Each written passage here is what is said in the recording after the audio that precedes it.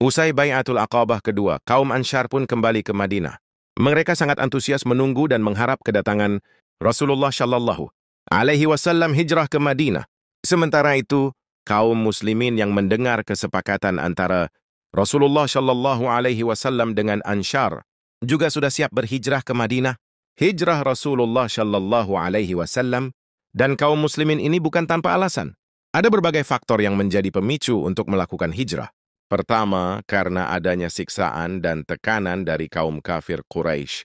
Begitu Rasulullah Shallallahu Alaihi Wasallam melakukan dakwah secara terbuka, berbagai ancaman mulai diarahkan kepada beliau Shallallahu Alaihi Wasallam dan orang-orang beriman yang mengikutinya. Oleh karena itu, Rasulullah Shallallahu Alaihi Wasallam senantiasa berpikir untuk mencari perlindungan di luar Makkah, sehingga terjadilah hijrah kaum muslimin ke Habsyah, Taif, dan kemudian ke Madinah. Penyebab hijrah ini diantaranya karena penyiksaan dan penindasan kaum kafir Quraisy atas kaum muslimin. Riwayat yang menguatkan faktor ini tersirat dalam perkataan Bilal radhiyallahu anhu ketika ia hendak berhijrah. Wahai Allah, laknatlah Syaibah bin Rabi'ah, Utbah bin Rabi'ah, dan Umayyah bin Khalaf, sebagaimana mereka telah menyebabkan kami keluar dari negeri kami ke negeri derita. Juga hadits Aisyah radhiyallahu anha tentang hijrahnya orang tuanya. Beliau radhiyallahu anha berkata, Abu Bakar radhiyallahu anhu meminta izin kepada Rasulullah shallallahu alaihi wasallam untuk berhijrah ketika penderitaannya terasa berat.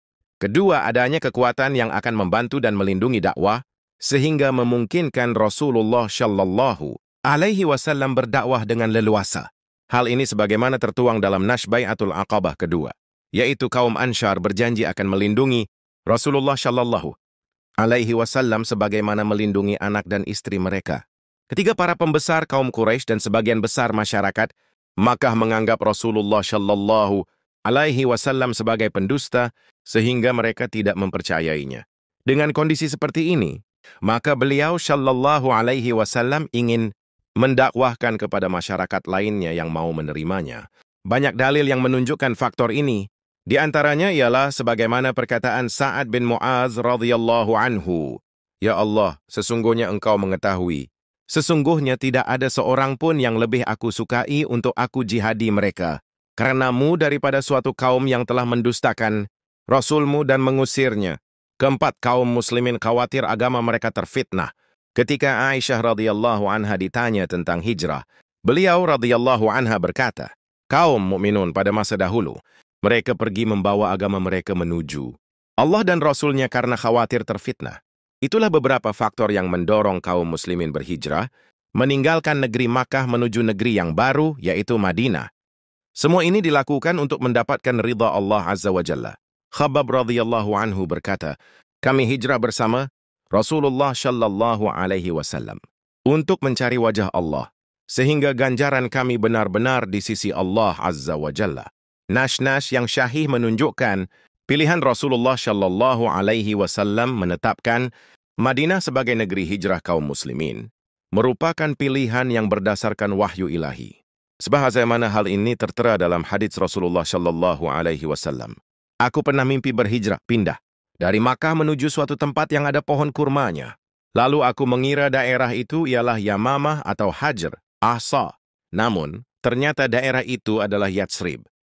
Aku diperlihatkan negeri hijrah kalian, yaitu satu negeri yang memiliki pohon kurma di antara dua harrah. Mendengar penuturan Rasulullah Shallallahu Alaihi Wasallam ini, maka kaum muslimin pun kemudian bergegas melakukan hijrah ke Madinah. Begitu juga sebagian kaum muslimin yang sedang berada di Habsyah, mereka segera berangkat menuju Madinah. Imam Bukhari menyebutkan, yang pertama kali berangkat hijrah ke Madinah ialah Mus'ab bin Umair dan Abdullah bin Ummi Maktum. Sedangkan Ibnu Ishaq dan Ibnu Sa'ad menyebutkan, yang pertama kali berhijrah ialah Abu Salamah bin Al-Asad. Musa bin Uqbah memilih yang kedua. Ibnu Hajar menyebutkan, di antara hadits-hadits yang dibawakan penulis kitab Al-Maghazi Syiar dan hadits-hadits yang dibawakan oleh Imam Al-Bukhari masih bisa dipertemukan dengan membawa pengertian yang pertama kali pada sisi tertentu, yaitu Abu Salamah meninggalkan Makkah tidak dengan niatan menetap di Madinah, namun hanya menghindari penindasan kaum kafir Quraisy. Berbeda dengan Mus'ab yang memang sejak awal berniat menetap di Madinah untuk memberi pengajaran kepada penduduk Madinah atas perintah Rasulullah Shallallahu Alaihi Wasallam. Jadi masing-masing di antara dua orang ini dilihat dari satu sisi. Abu Salamah ialah orang yang pertama kali hijrah ke Madinah untuk menghindari penindasan kaum kafir Quraisy. Sedangkan Mus'ab ialah orang yang pertama kali hijrah ke Madinah dengan niat menetap di Madinah. Nah, kemudian setelah itu, kaum muslimin berdatangan ke Madinah. Bilal bin Rabbah datang bersama Sa'ad bin Abi Waqqash dan Ammar bin Yasir. Kemudian menyusul Umar bin Al-Khattab. Pemandangan ini sangat menyakitkan hati kaum kafir Quraisy, sehingga mendorong mereka melakukan berbagai upaya untuk menghalangi kaum muslimin hijrah. Misalnya dengan menahan harta kaum muslimin dan melarang membawanya. Terkadang dengan menahan dan mengurung sebagian anggota keluarga kaum muslimin. Di samping itu, mereka juga melakukan supaya kaum muslimin yang sudah berada di Madinah kembali ke Makkah. Namun upaya kaum kafir Quraisy ini tidak membuat kaum muslimin bergeming dari niat semula. Mereka benar-benar sudah siap berpisah dengan harta benda miliknya, keluarganya, dan kenikmatan dunia dan penghidupan lainnya yang telah mereka peroleh di Makkah demi menyambut panggilan akidah.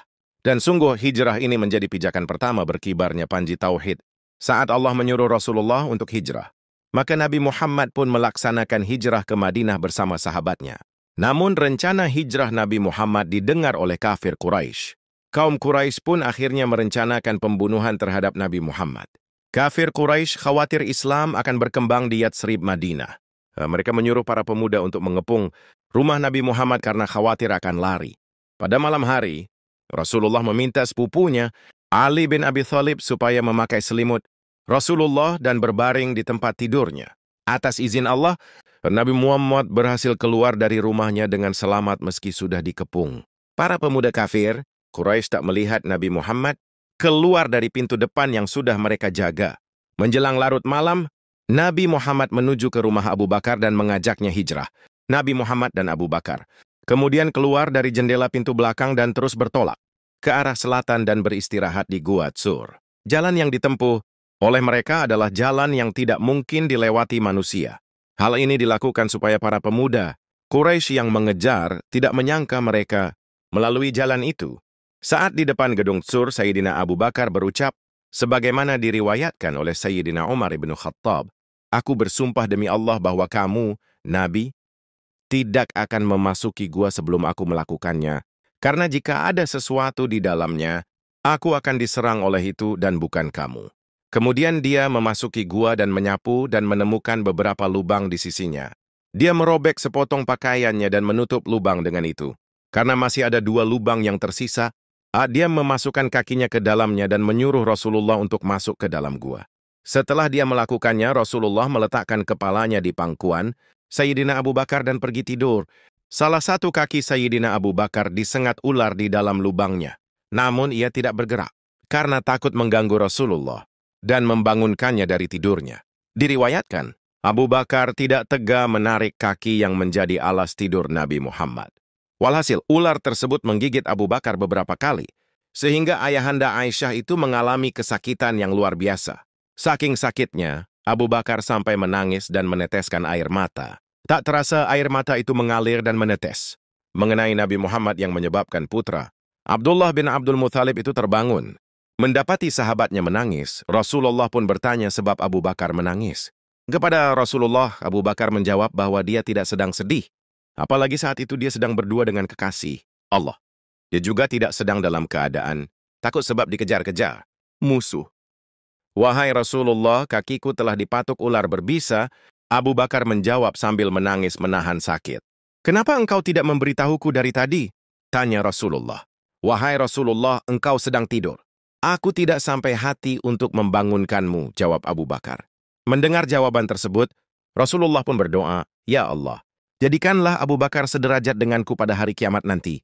Ayahanda Fatimah itu kemudian memeriksa kaki Abu Bakar Asy-Siddiq. Lalu mengucapkan Bismillahirrahmanirrahim. Nabi Muhammad juga menggunakan air liurnya saat mengusap luka gigitan ular berbisa. Setelah itu Abu Bakar pun merasa lebih baik. Rasa sakitnya sudah mulai berkurang. Ketika kondisi sudah aman, setelah 3 hari di Gua Tsur, Nabi dan Abu Bakar lalu berangkat dan melanjutkan perjalanan dengan perbekalan yang diberikan oleh putrinya. Supaya aman dalam perjalanan, Nabi Muhammad dan Abu Bakar mengambil jalan yang tidak pernah dilalui manusia. Abdullah bin Uraiqid dari Banu Du'il diminta sebagai penunjuk jalan. Keduanya membawa Nabi Muhammad dan Abu Bakar dengan hati-hati sekali ke arah selatan. Kemudian perjalanan pun berlanjut menuju Tihama di dekat pantai Laut Merah. Selama 7 hari terus-menerus Nabi Muhammad dan Abu Bakar berjalan. Nabi dan Abu Bakar hanya beristirahat di bawah panas membara musim kemarau dan berjalan lagi sepanjang malam mengarungi lautan padang pasir. Hanya karena adanya ketenangan hati kepada Allah. Bisbuat hati dan perasaan mereka terasa lebih aman. Mereka selalu yakin bahwa Allah akan selalu bersama mereka. Di tengah perjalanan menuju Madinah, Rasulullah pun singgah di Quba, sebuah desa yang terletak 2 mil di selatan Madinah. Di sana beliau membangun sebuah masjid. Masjid ini menjadi masjid pertama dalam sejarah Islam. Beliau singgah di sana selama 4 hari untuk selanjutnya meneruskan perjalanan ke Madinah. Nabi Muhammad dan Abu Bakar tiba di Madinah. Kedatangan beliau telah dinanti-nanti masyarakat Madinah. Pada hari kedatangan Nabi Muhammad dan Abu Bakar, masyarakat Madinah sudah menunggu di jalan yang akan dilalui Nabi Muhammad. Jenderang pun gemuruh diselingi nyanyian yang sengaja digubah untuk keperluan penyambutan itu. Setelah sampai di Madinah, Nabi Muhammad mulai membuat program kerja dan melaksanakannya, yaitu membangun masjid, mempersaudarakan antara Muhajirin dan Ansyar, dan membuat perjanjian dengan penduduk Madinah. Itulah kisah hijrah Nabi Muhammad dari Mekah ke Madinah. Hijrah yang dilakukan Rasulullah tak hanya perpindahan fisik saja, namun lebih dari itu, yakni membangun peradaban Islam yang mulia. Wallahu a'lam bissawab.